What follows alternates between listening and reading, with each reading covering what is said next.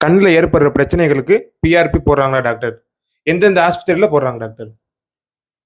கண்ணில் ஏற்படக்கூடிய பிரச்சனைகள் கார்னியா கண்ணின் வெளிப்பக்கத்தில் ஏற்படக்கூடிய பிரச்சனையாக இருந்தாலும் சரி, ரெட்டினா கண்ணினுடைய உள்ளுக்குள்ளே ஏற்படக்கூடிய பிரச்சனைகள், இது ரெண்டுத்துக்குமே பிஆர்பி யூஸ் பண்ணுறாங்க. பிஆர்பிங்கிறது என்ன? Platelet rich plasma.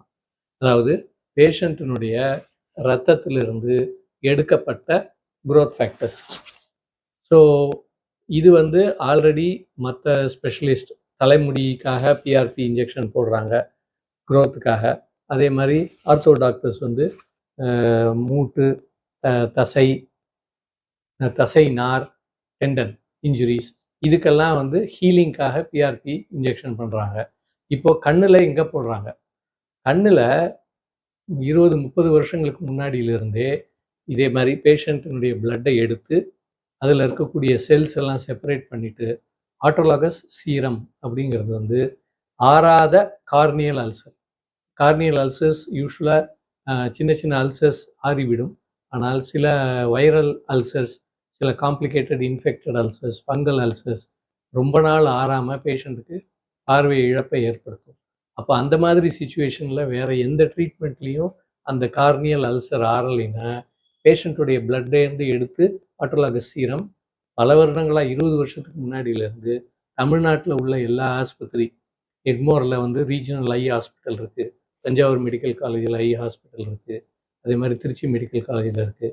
இது தவிர ஜோசப் ஐ ஹாஸ்பிட்டல், இது மாதிரி மதுரை அரவிந்த் ஐ ஹாஸ்பிட்டல், இது மாதிரி எல்லா ஹாஸ்பிட்டல்லையும் ஆட்டோலாகஸ் சீரம் ரொம்ப நாளாக யூஸ் பண்ணியிருக்காங்க. இப்போது ஆட்டோலாகஸ் பிளேட்லெட் ரிச் பிளாஸ்மாவும் ஆட்டோலாகஸ் சீரத்தில் க்ரோத் ஃபேக்டர்ஸ் ஆட் பண்ணால் அதுக்கு பேர் தான் பிளேட்லெட் ரிச் பிளாஸ்மா. இந்த பிளேட்லெட்டில் இருக்கக்கூடிய க்ரோத் ஃபேக்டர்ஸையும் அந்த சீரத்தில் கொண்டு வந்துட்டால் அதுக்கு பேர் பிஆர்பி. ஸோ அதை இப்போது கண்ணு சர்ஃபேஸ் டிசீசஸ் ஆஃப் கார்னியா அதுக்கு யூஸ் பண்ணுறாங்க, ட்ராப்ஸாக யூஸ் பண்ணுறாங்க. அது தவிர ரெட்டினாலையும் Aravind eye hospital, LV Prasad hospital எல்லாம் இப்போது ஸ்டார்ட் பண்ணியிருக்காங்க.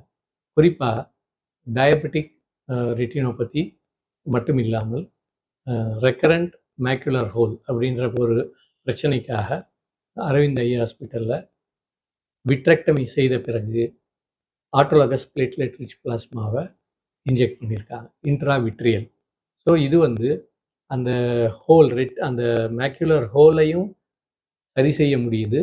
அது தவிர ஓரளவுக்கு விஷனும் திருப்பி கிடைக்கக்கூடிய வாய்ப்பு இருக்குது அப்படிங்கிறத அவங்க பப்ளிகேஷன் பண்ணியிருக்காங்க.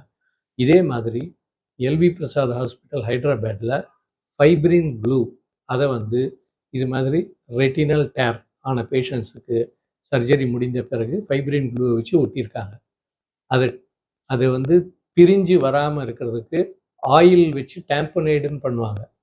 அந்த ஆயிலோட இதை கலந்தும் பண்ணுறாங்க. தனியாகவும் இந்த ஃபைப்ரின் க்ளூவை டேம்பனேடுக்கு யூஸ் பண்ணி அந்த ரெட்டினல் டேர் மீண்டும் கிழியாமல் இருக்கிறதுக்கு பயன்படுத்துகிறாங்க. அதே மாதிரி to prevent retinal bleeding after retinal surgeries in diabetic retinopathy or other indications. Surgery பண்ணுறாங்க ரெட்டினாவில், அப்போது முடிச்சு வெளியில் வரும்பொழுது கொஞ்சம் ப்ளீடிங் வந்து அதனால் பார்வை இழப்பு ஏற்படுது. அதை தடுக்கிறதுக்காக இப்போது ஃபைப்ரின் க்ளூவையும் பிளேட்லெட் ரிச் ஃபைப்ரினையும் யூஸ் பண்ணி அந்த பப்ளிகேஷனும் இப்போது வெளியிட்டிருக்காங்க.